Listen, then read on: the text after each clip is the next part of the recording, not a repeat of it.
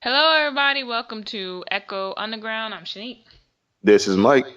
And on this podcast, we talk about music, TV shows, and movies, and any other interesting topics. Today's episode is going to be about the new album by Demi Lovato called Tell Me You Love Me. So I gave this album a solid B plus. I thought very good vocals. It was a very adult album. I think if you just know her from like Disney and like maybe her earlier works, this album might surprise you a little bit. It was a very good mix of like a little bit of R&B, a little bit of pop, actually a lot of pop, but it was very good like mix of R&B and pop. I guess it would be contemporary R&B technically that would be called. And she sounded amazing on every song. I had no problem with how she sang it. I thought it was produced really well. Some of the lyrics were surprising from her, but overall, I did very much enjoy the album. It was almost an A minus, but there were songs that when I didn't really like it, I truly did not really want to mess with the song, so it kind of lowered the grading. But otherwise, I did she think I did stumbling. I think she did an amazing job, and this album's worth listening to. What about you, Michael? What do you think of this? I actually really enjoyed this album. I think there's only there's no real song that I listened to that I completely checked out of. I'm like there's obviously songs I like more than others, and maybe Yeah, two songs that I can think of off the top of my head where I was like, okay, they're okay songs, but like it's out of 12, and I'm like two okay songs out of 12 where all the other that's songs what are I much thought better. too. Yeah. That's like that's worthy of a solid A for me. So that's kind of where I'm at with this album, and I'll get into it later. But yes, and I even that see this also made it hard to kind of know that we do the top three next. Like my top three, I'm honestly gonna wing it right here because I can just choose like three random songs of like I think maybe around like eight that I really really really liked, which is saying a lot because I don't really listen to albums like this a lot. And I was like, you know what? Maybe it's because like the whole adult theme kind of changed things around for me. And it's actually weird. 'Cause, like I feel like a couple of songs that I'll get to later. A couple of them I feel like they weren't explicitly labeled on the album. Like they could have been. Like they chose some really weird songs to make explicit, and like some really other like very like raunchy like PG-13 raunchy esque. Like you may as well just throw in the curse words you wanted to put in there or the topics you wanted to put in I there. But like know. I know what they you're were talking they, about. they, they were kind of subtle about it. Yeah, you probably know what I'm talking about too. And I'm like, you may as well have made that shit explicit. But whatever. Yeah, solid A for me. I have no problem with this album. Okay, so let's get into it then. And I think we have the same two songs we're like okay on, but we'll see. We'll see. Mm-hmm. All right. So my top three. So number three, I'm gonna give it to "Tell Me You Love Me." Okay. It had very good vocals. I like the little choir in the background. Um, I like her. It's basically saying, on days like this, I need someone to tell me I love it, that they love me, and I love the build up in the song to when she get into it. And this is a perfect song that shows like her vocal range, shows that she can actually sing, and it's not the most upbeat. Warning: if you want to like a party, no, that's not the song for that. Yeah, don't run through the whole album, right? Yeah, like I think there's a good mix. I think she sings a lot more on this album, but like not as party songs. This song is definitely not a party song. It's not really sad either. It's just her saying, hey, I need someone in my life to basically love me. And she says, I don't know who I am without you. And I guess it's a love song, kind of not, but it's a really well made song, and it's probably one of her best vocal performances on this record, which is not saying a lot because she sounds amazing on every song. So Yeah. definitely my number three. What's your number three? Before I even get to that, I just want to say what I feel about Tell Me You Love Me. I just thought it was so ironic that it came after Sorry Not Sorry. I was like, you're talking about two. This is a two different songs. It feels like they're on two Baby, different I'm albums. sorry. I was like, what? I'm sorry. You went from sorry, not sorry to no. Tell me you love me, please.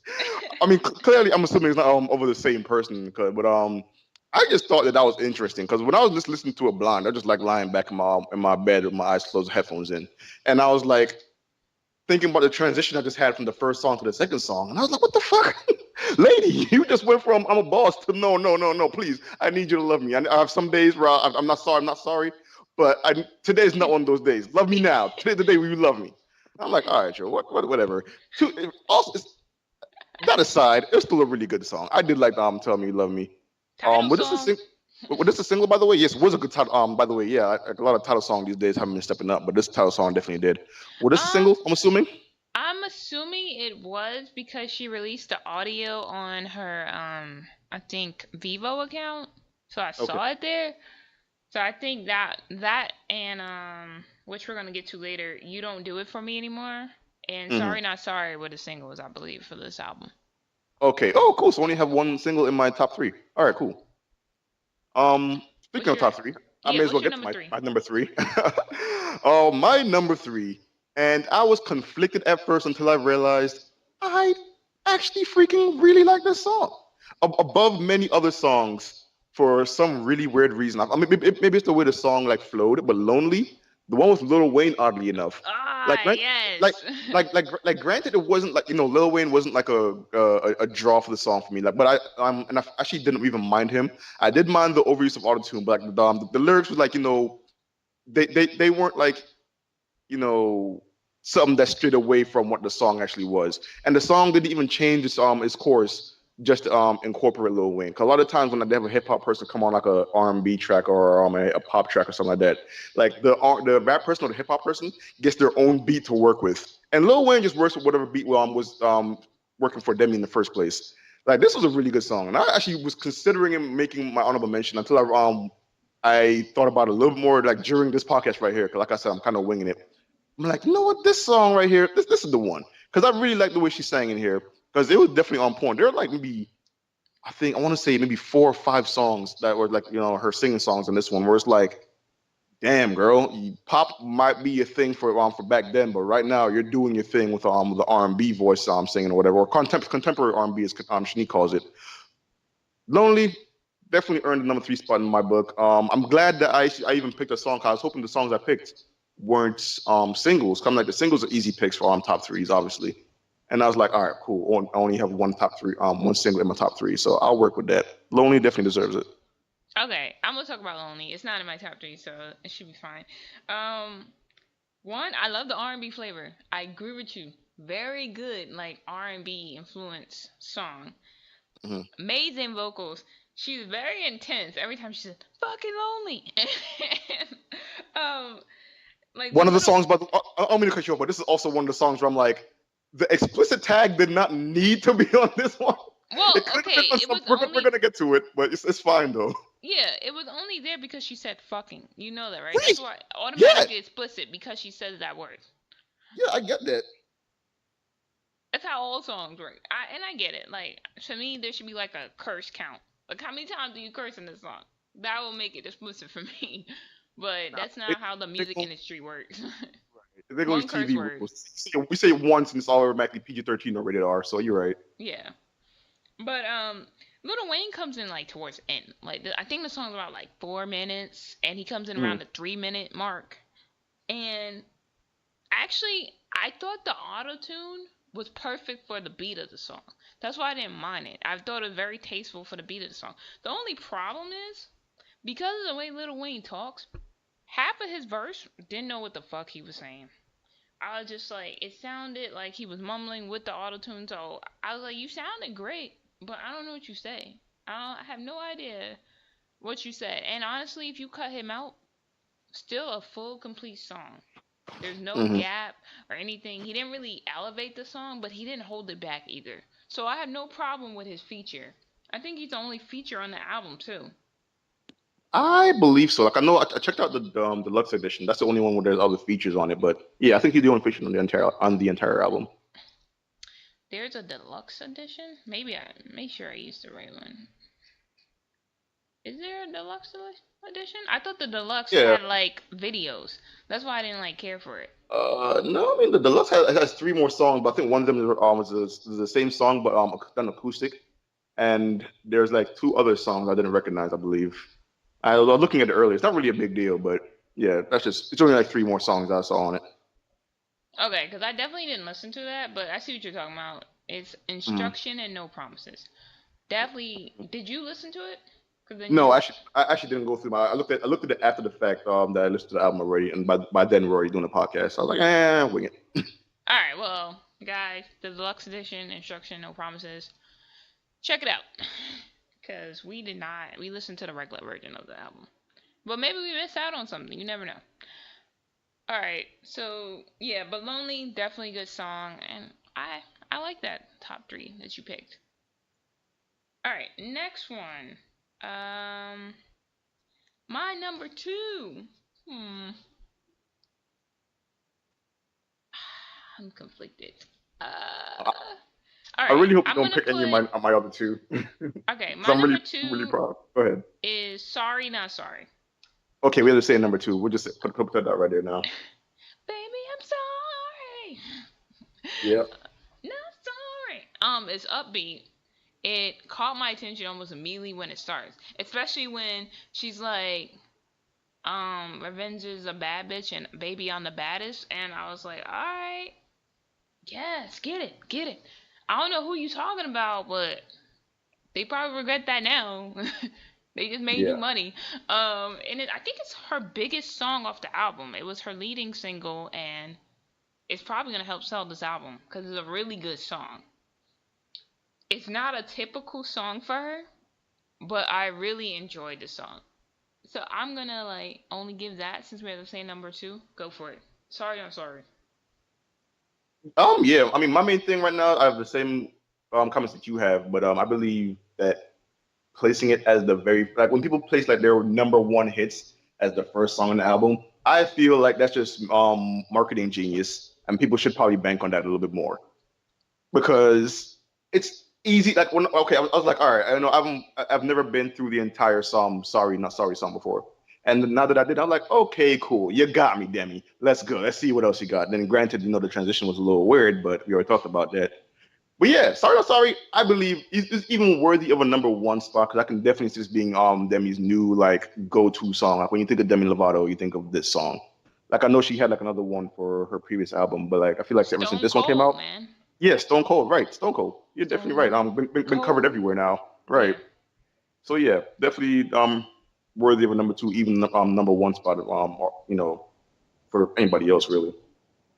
All right. So number one, drum roll.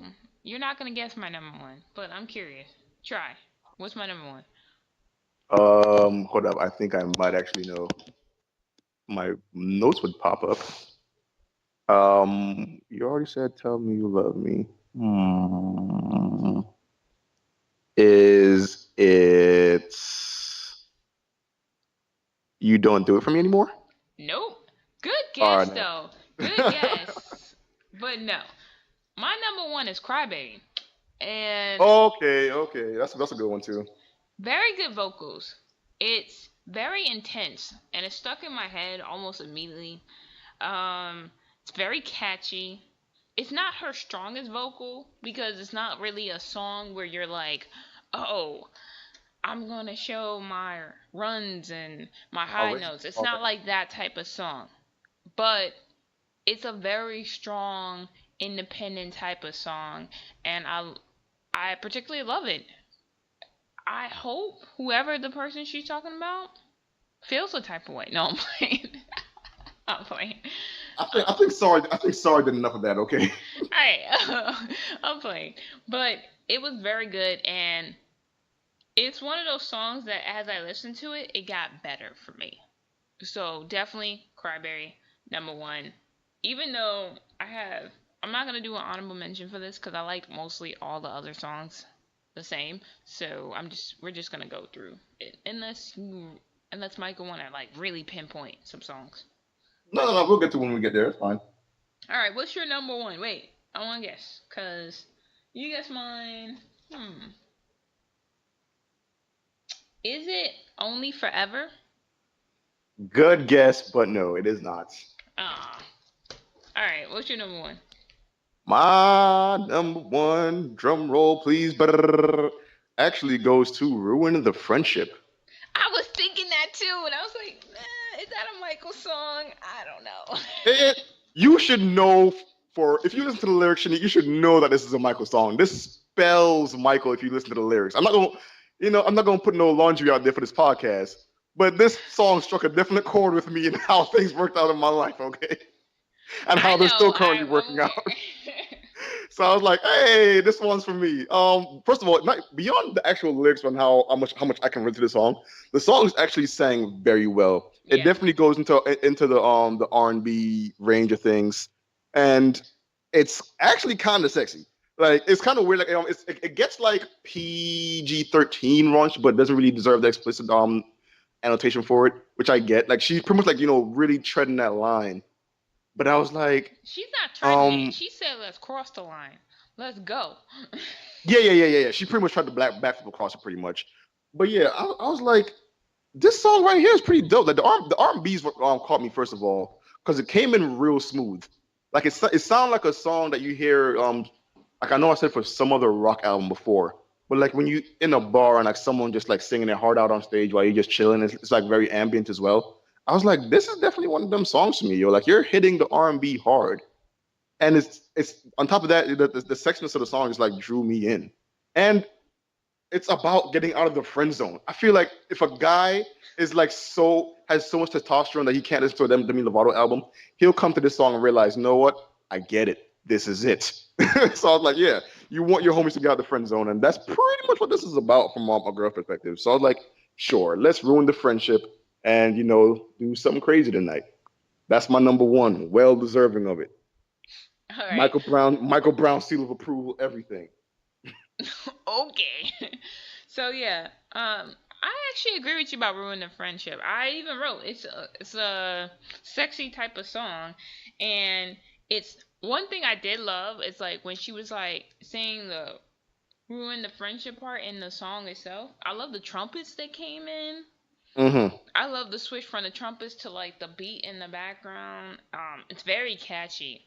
It got better as the song kept going. Cause at first I was like, okay, maybe it's just gonna be like another okay song, but it got improved. The longer the song went, the better the song was. So I agree with you. Ruin the Friendship is a really good song.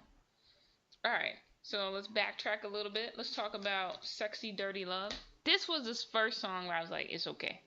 Like, it sounds a little bit 80s. I thought the beat was a little bit too much.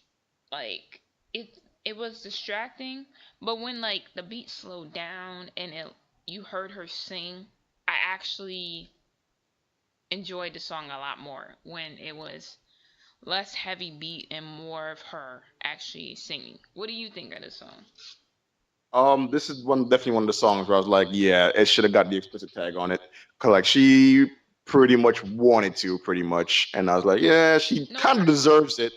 No, it actually wasn't that. Like it was very implied. Like I think at yeah. one point I mean, she it's almost not said the F word, but it's not implied. It's like very much saying it just clean. well, no. Because there was definitely a part where like she started to say fuck, but she said just the F part. Oh And yeah, like yeah. and that's really where I'm coming from when I'm saying this. I'm like, clearly there's already other explicit songs in this album. Make this one explicit too, because it's already kind of sexy. It's in the damn title. Go ahead and give it, because their lyrics are really raunchy.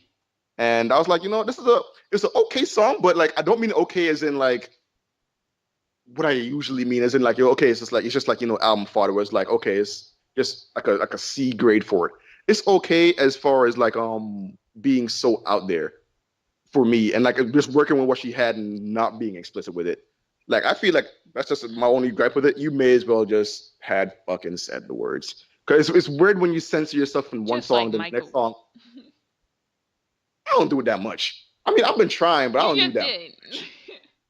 Do but not do it. What I say? You said you might as well just fucking said it. Okay, and That's what I'm was it? saying. Like Oh, you said that, and I was like, it's ironic because you cursed right after you said it. well, I don't. Listen, man. If you listen to this podcast enough, you know that I'm a potty mouth. But anyways, yeah, that's pretty much my only gripe with the song. And it's not even like a real gripe. I'm kind of just like picking at straws here. But Also, it's a good song for me. I didn't mind it at all. It's Yeah, not I gonna hit didn't on mind the it. top I soon, just but thought a lot of the songs on this album was better than it. Next song, "You Don't Do It For Me Anymore," which is probably the harshest song on this album. But it's like she's dissing this person, but so beautifully. If that makes any sense. Like, it's a OD breakup song. And because it's slowed down, you can hear her high notes, you can hear her vocal range, you can hear that she actually can sing. So particularly, I actually love this song actually, okay. I and had like, oh, sorry, go ahead. and it's a song that's like, you really in your feelings and you wanna break up with a person, bam, perfect song for it. What about you? You see, when I first looked at the song list for this album, I was like, I saw one called "You Don't Do It For Me Anymore." I was like, depending on the context, this could be a very bad song for a guy to hear. That's the first thing that came to my mind. Like, obviously she meant like in a like relationship wise. I was thinking my mind was in the gutter when I saw that song title. I was like, Sexually? whoa. If you, I thought sorry was bad. You really want to put salt in that wound now. Like someone really shouldn't have done whatever they did. Like you pulled a Taylor Swift. But yeah, Oh that's yeah. pretty much where I was at with the song. Like I had pretty much the same comments though. Like the high notes in this song were amazing. Probably one of the best songs for her to show her voice on this entire album, in my opinion. I do see why it's worthy of being a single, as you told me just recently. So yeah, that's pretty much where I'm at with this song. Depending like the context kind of threw me off at the beginning, but still didn't change the outcome of the song. Like it's still pretty good. Okay. Next, this is another song that I thought was okay. It was "Daddy Issues." The beat was a little weird, but I was like, all right. And like she kept saying, "Lucky for you, I have daddy issues." I think it was supposed to be like a ironic statement, Mhm. like a sarcastic statement. But overall, I just couldn't really get into the song. It's not bad. It sounds a little 80s, and again, she sounds amazing. But it's not my favorite song on the album. Like, if I had to pick a song that I liked the least, it would definitely be this song. What about you? Um, my songs haven't come up yet for the ones I like the least, pretty much. And even saying that much, I don't really mean that. I just don't like them. Just like them the least. But still, this one I didn't mind at all. I think it's one of them songs for me. Maybe it's because I was super focused when I was listening to this one because I was just lying back, like I said, the headphones in, and all my attention in the world was just on this album. And I was like, she's definitely like trying to say, like, I wasn't getting attention from my dad, and now I crave it. And now you're here, so now I'm craving attention from you. So it's like it's definitely putting us in her head a little bit. And I don't really know what's going on in Demi Lovato's like personal life. If she actually does have anything going on with her dad. But I was like, yeah, this is definitely one of them songs where it's like you really just getting. It's about you getting inside the artist's head. Like I didn't mind the singing at all. I didn't mind the beat because at this point I was just like realizing this was a learning experience about me and the person singing to me, and that's really what I took it as. Like I didn't take away anything from it just because of that. But yeah, that's kind of where I'm at with this song. It's okay for me too. Okay. Next song, "Only Forever." So, one, this is a very sad song. Like, this is another "Tell Me You Love Me" type song. It's very sad. And it's kind of, I guess she's kind of being sarcastic. She says, "I keep waiting only forever." Like, that's not a big deal. You know what I mean? But it's Hmm. implied that it actually is a big deal that she's going to wait for this person. I love the beat of the song. She sounded amazing singing wise. I have no complaints about the song. It's just that other songs attracted me more. But it's very sad. Like, I was like, I don't know how I feel. Like, I don't know whoever she's singing to. It's not like they don't deserve for her to wait, but that's just my thoughts from it. What about you? What do you think of "Only Forever"? If there actually is like a person in that I can like make some context out of all the song, like they're putting her through a whole roller coaster because almost every emotion got evoked. Like I'm mad at this person. I feel bad for this person because you don't do it anymore clearly, and I don't know. Like it's kind of weird, but like I feel like for the song itself, I'm just actually get to the song now. The This song I believe was also up there with "You Don't Do For Me Anymore" as far as the singing goes for me. 'Cause I thought the singing on this one was also really Yeah, good damn ballad. good. Yeah, and I was like, I do agree with you. It's kind of on the sad side, but one of the thing about this song too is I really fuck with the chorus. Like it's very repetitive chorus. It's not really too many elements to it, but it's catchy as shit. And it's one of them things I think it was kind of done on purpose because people sometimes know when something is repetitive, it can be annoying, but like there's ways to mold it in order to make it sound good. And it's weird that they put it in a song where like, she's singing this damn good as well. Like the chorus is definitely on a different pace and tempo than the actual verses. So I was really impressed by the song as far as the singing goes. And yeah, I definitely read a good guess for what my number one could have been. Yeah. Okay. All right. We already talked about Crybaby. So now games. Games is another R&B type influence track. I love the harmonies. She's harmonizing with herself in the background, which I thought was pretty cool. One of my favorite lines is like, "I date men, but you acting like a little boy," and I was like, man, very sassy. This Hmm. guy, this is not. I don't know. This song is about basically a douchebag who play games, and it has a lot of good punchlines. That you remember. The only like criticism I have is that like they utilize the chorus a little too often, but it doesn't ruin their song. I just wanted more verse, less chorus. That's my only complaint. Otherwise, very good song. What about you? What do you think of games? Um, okay, like in the first, I know it's like a weird place to even like make these assumptions. Like the first 2 seconds of the song, like "Pony" by Genuine. Yeah. There's a point where like there's I think like the same like sound effect like boom, boom, boom. Like I heard like that sound and I thought, wow, it's going to become a pony. And I made this assumption in like 2 seconds, and then I wasn't. And I was like, okay, that's fine. But yeah, the direction it went in was still pretty dope though. I do agree. Like this whoever this guy is definitely putting Demi to work because holy shit, yo, another one. I know, right? I gotta pull a DJ Khaled, yo, like another one. Like this, he's still at it, which is weird because the album title is "Tell Me You Love Me," and all these songs is talking shit about this guy. So I'm just like, I'm not necessarily conflicted, but I'm like, I see what you did there. It kind of pulled me for an okie doke. The song itself was pretty dope. I did actually like the chorus, even though it is used too often. I can see the argument for that, but I definitely fuck with the chorus a lot. Yeah, And and I think for the rest of this album, I think this is probably one of the only like, actually no, maybe I'm wrong. Okay, yeah, I'll leave it right there. yeah, and like what's also crazy is that the song is like weird because half the album's like, "I love you, I can't live without you." The other half is, "Please gone, you're irritating me, you're playing games, you're being a douchebag," I agree. and it's so weird. But sometimes relationships are like that. One moment you hate them, next moment you love them. Yeah, Relationships. one moment you're telling him to tell you you love him, and the other moment you're telling him, sorry, you don't do it for me anymore. Like all relationships are like that. Well, if you once you say that, your relationship dead. Like Oh there's yeah. no coming back If, from that. if that's not on thin ice, you're already drowning. So yeah. Yeah, you dead at that point. Next song. Funny enough, I think the last two are like part one and part two of each other. It's kind of weird to say that, but if you Really? just listen, Okay. yeah, because like not like I'm not confirming that's what it is, but that's what it sounds like to me.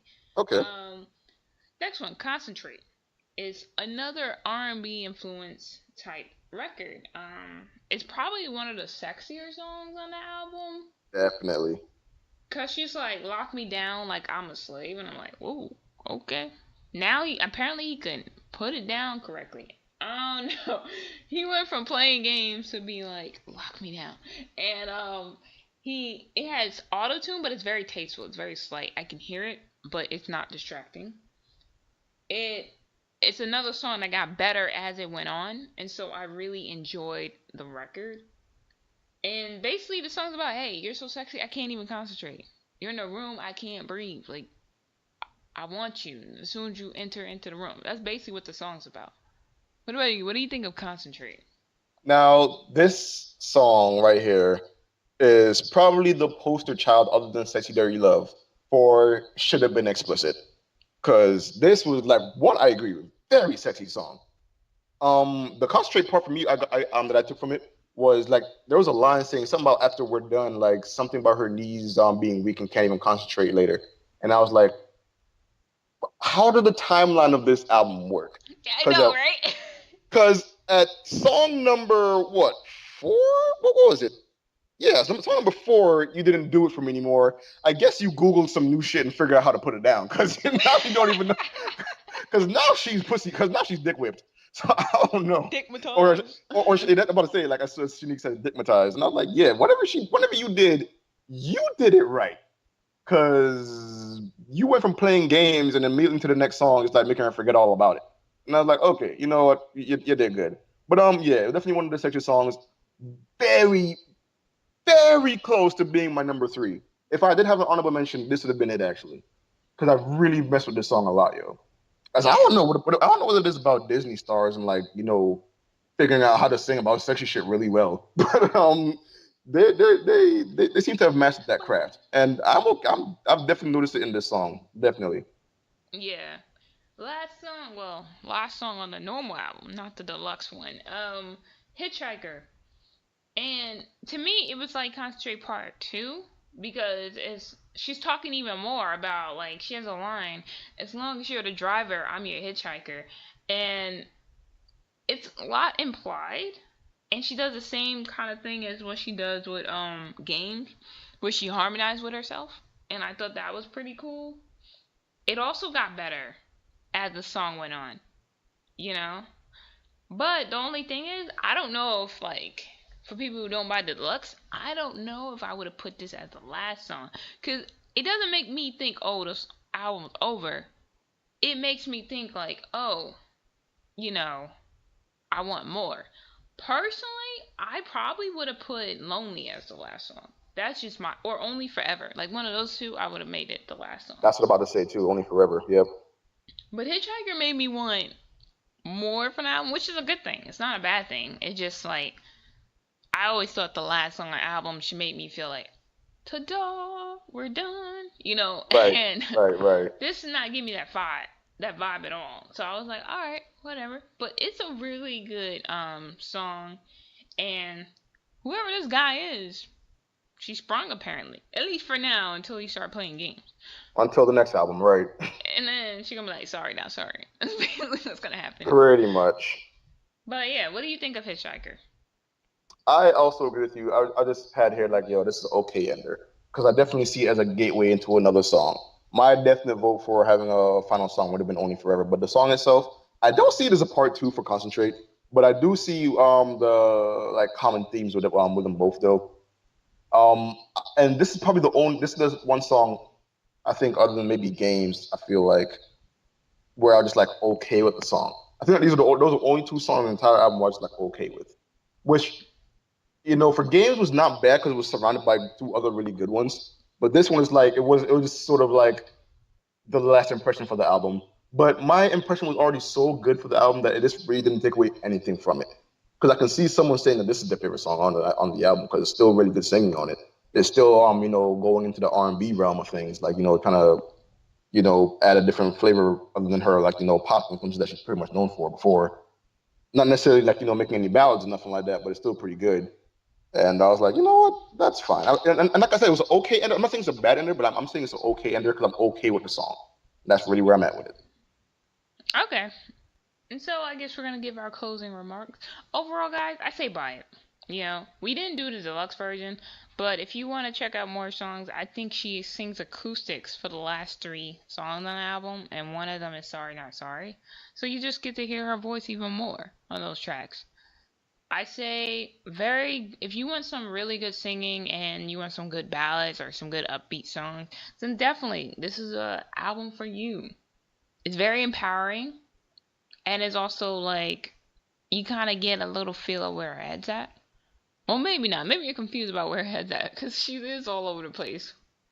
I'm just gonna assume she's not talking about the same person in some of these That's where tracks. my head's at, right?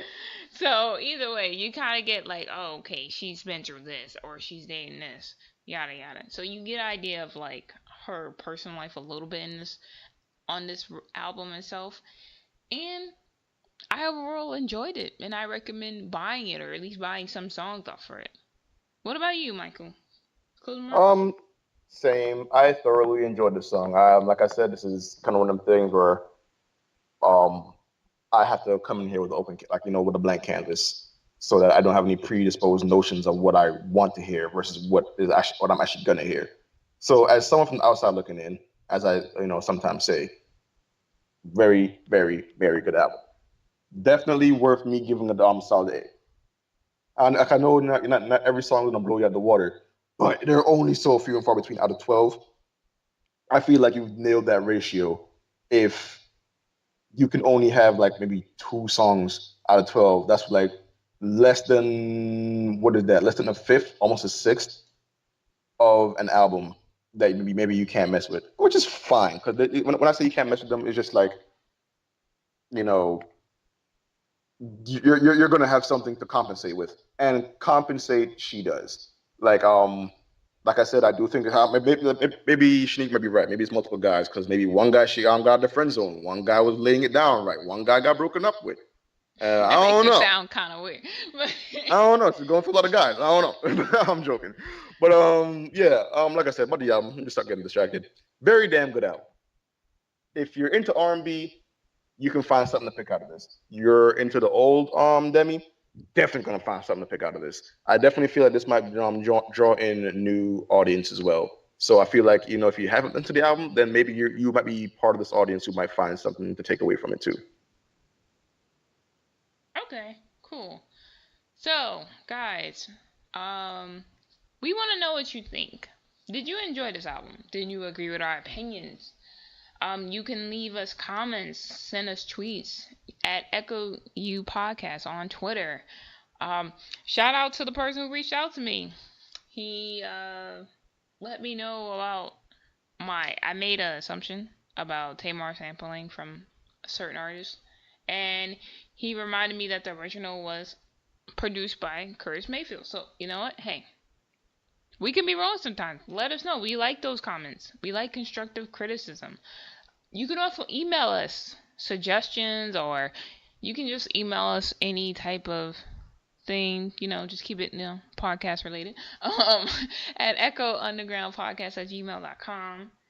You can also find us on multiple podcasting apps and sites at the same name, Echo Underground Podcast, as well as on Facebook, same name, Echo Underground Podcast. I think we're Echo Underground Podcast everywhere, including SoundCloud, iTunes, all the podcasting sites, except for on Twitter, we're just Echo U Podcast. So there's plenty of ways to reach us, and we just want to hear from you guys. Give suggestions. What movie should we see? What album should we listen to? Oh, what documentary shall we watch? Anime. We're ready for any of those suggestions, and we'll see you guys on the next episode. See you. Bye.